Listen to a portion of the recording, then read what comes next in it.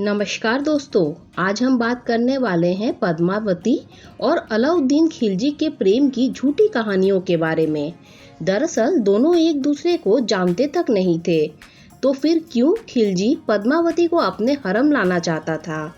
आइए जानते हैं पूरी कहानी के बारे में।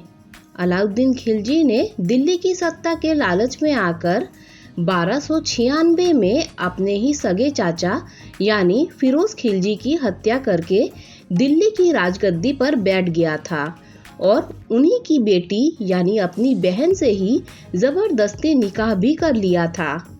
पद्मिनी सिहल के राजा गंधर्वी की बेटी थी।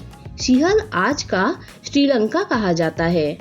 पद्मावती को चित्तौड़ के राजा रतन सिंह स्वयंवर में जीतकर अपने राजमहल ले आए थे। राजा रतन सिंह उच्च कोटि के राजा होने के साथ साथ कला और संगीत के प्रेमी थे। उनके दरबार में कई संगीतकार थे। उन्हीं में से एक था राघव चेतन। वो एक अच्छा संगीतकार होने के साथ साथ काला जादू भी करता था। एक दिन राजा ने उसे काला जादू करते हुए पकड़ लिया था, जिसके बाद उसे रतन सिंह ने अपने राज्य से निष्कासित कर दिया था। अपना निरादर देख चेतन बागी होकर खिलजी के राज्य में उसकी शरण में पहुंचा और कुछ ही दिनों में चित्तौड़ के किले की खूबसूरती के साथ रानी पद्मावती के सौंदर्य को खिलजी के सामने इस तरह से प्रस्तुत करने लगा कि खिलजी के मन में रानी पद्मावती को पाने की चाहत दिनों दिन बढ़ने लगी। राघव चेतन ने एक दिन अलाउद्दीन खिलजी से कहा, इतनी खूबसूरत रानी पद्मावती तो आपकी बेगम होनी चाहिए। बस फिर क्या था। खिलजी अपने मन में रानी पद्मावती के बारे में गलत विचार लिए अपनी फौज के साथ चित्तौड़ की ओर कूच करने लगा। जब खिलजी चित्तौड़ के किले के पास पहुंचा तो किले के चारों ओर कड़ी सुरक्षा में वीर राजपूत सैनिकों की घेराबंदी देख उसे मजबूरन रुकना पड़ा। लेकिन महत्वाकांक्षी अपने मन में पाप लिए बैठा था, इसीलिए उसके लिए पल पल भारी पड़ रहा था। जल्दी से किसी तरह रानी पद्मावती की एक झलक देख लेना चाहता था। वह कई दिनों तक चित्तौड़ के किले के बाहर घेराबंदी करता रहा और धीरे धीरे चित्तौड़ के सैनिकों को मौत के घाट उतारता रहा। जब ये बात किले के राजा रतन सिंह को पता चली तो उन्होंने खिलजी का प्रतिकार करना शुरू कर दिया। महीनों तक युद्ध चलता रहा, लेकिन खिलजी किले के अंदर प्रवेश नहीं कर पा रहा था। जब खिलजी को महसूस हुआ कि वो राजपूतानी सैनिकों को हराकर किले के अंदर प्रवेश नहीं कर पाएगा, तो उसने कुटिलता दिखाते हुए राजा रतन सिंह को संदेश भेजा कि रानी पद्मावती की सुंदरता का कायल है। वो एक बार रानी से भेंट करना चाहता है और ये भेंट शिष्टाचार से परिपूर्ण होगी। रानी को वो बहन की नजरों से ही देखेगा। अलाउद्दीन खिलजी का संदेश सुनकर राजा रतन सिंह ने प्रजा और राज्य का हित देखते हुए खिलजी का प्रस्ताव मान लिया और अगले दिन खिलजी को महल के अंदर आने का इंतजाम करवा दिया।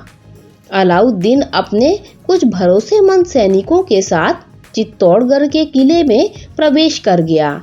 उसका अंदर स्वागत किया गया और शर्त के अनुसार उसे रानी पद्मावती को दिखाया गया, लेकिन रानी खुद सामने नहीं आई। खिलजी को एक बड़े शीशे में रानी का प्रतिबिंब दिखाया गया।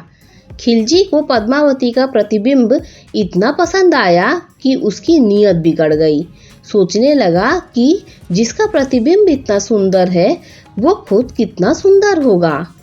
अब खिलजी ने रानी पद्मावती को अपने हरम ले जाने का ठान लिया और अपने सैनिकों की मदद से राजा रतन सिंह को धोखे से बंदी बनाकर अपने कबीले में चला गया और रानी पद्मावती को संदेश भेजा कि अगर राजा रतन सिंह और अपने राज्य के सभी मर्दों को जिंदा देखना चाहती है तो तुम्हें मेरे साथ मेरे हरम में चलना पड़ेगा। अगले दिन खिलजी को संदेश मिला कि रानी उसके साथ हरम में चलने को तैयार है। लेकिन उनकी शर्त है कि राजा रतन सिंह को उन्हें जिंदा छोड़ना होगा। अलाउद्दीन ने रानी का शर्त मंजूर कर ली। अगली सुबह जब 40 डोली सजाई गई और उसमें रानी पद्मावती नहीं बल्कि चित्तौड़ के प्रधान सेनापति गोरा और बादल सिंह ने अपनी तलवारें और शस्त्र लेकर अपने चुनिंदा सैनिकों के साथ डोलियों में बैठकर किले के बाहर आए। सजी हुई डोली देखकर राजा रतन सिंह अत्यंत दुखी हुए। उन्हें लगने लगा कि उनकी रानी उनके साथ धोखा करके इस जाहिल के साथ जा रही है, लेकिन ऐसा नहीं था। डोलियों को अपने कबीले की ओर आता देख खिलजी के खुशी का ठिकाना नहीं था। डोलियां उनके कबीले के अंदर पहुंचाई गई तो उनमें से तलवार लेकर गोरा और बादल सिंह अपने वीर सिपाहियों के साथ बाहर आए और खिलजी की सेना पर टूट पड़े। इस तरह से वे राजा रतन सिंह को खिलजी की कैद से छुड़ाकर ले जाने में सफल रहे, लेकिन गोरा को युद्ध में अपने प्राण गंवाने पड़े।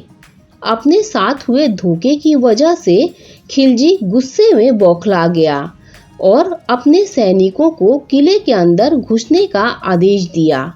महीनों तक युद्ध चलता रहा। अब किले के अंदर खाने पीने की वस्तुएं भी खत्म हो चुकी थी, जिसकी वजह से चित्तौड़ के सैनिकों से लेकर अंदर रहने वाले सभी भूख से मरने वाले थे। इसीलिए रतन सिंह ने अब युद्ध करने का निश्चय किया और अपनी तलवार लेकर अपने सेनापति बादल के साथ निकल पड़े और आत्मरक्षा करते हुए युद्ध में वीर गति को प्राप्त हो गए। रानी को पता चल चुका था कि अब खिलजी का किले में प्रवेश कोई नहीं रोक सकता। उनके पास ज्यादा समय नहीं था, इसीलिए उन्होंने अंदर उपस्थित सभी स्त्रियों को एक जगह इकट्ठा किया और उनसे पूछा कि तुम्हारी क्या राय है। तो सभी ने आत्मदाह करना स्वीकार किया, लेकिन खिलजी के साथ उनके हरम में जाना नहीं स्वीकारा। अब रानी पद्मावती ने किले के अंदर विशाल आग जलाई और सभी स्त्रियों ने एक साथ जय भवानी का नारा लगाते हुए खुद को आग में समर्पित कर अग्निदेव को अपने जीवन की अंतिम आहुति दे दी। जब खिलजी किले के अंदर पद्मावती की खोज में पहुंचा तो उसे सिर्फ आग में जलती हुई रानी के साथ अन्य सैनिकों की स्त्रियां ही दिखाई दी। खिलजी ने चित्तौड़ का किला जरूर जीत लिया था, लेकिन वो एक भारतीय नारी और उसके पावन स्त्रीत्व से हार गया था। अपने आत्मसम्मान की लड़ाई हारने की बौखलाहट में खिलजी ने चित्तौड़ के आसपास मौजूद 30,000 निर्दोषों की निर्मम हत्या करवा दी और चित्तौड़ पर अपना कब्जा कर लिया। दोस्तों, कहानी अच्छी लगी हो तो लाइक शेयर सब्सक्राइब कीजिए।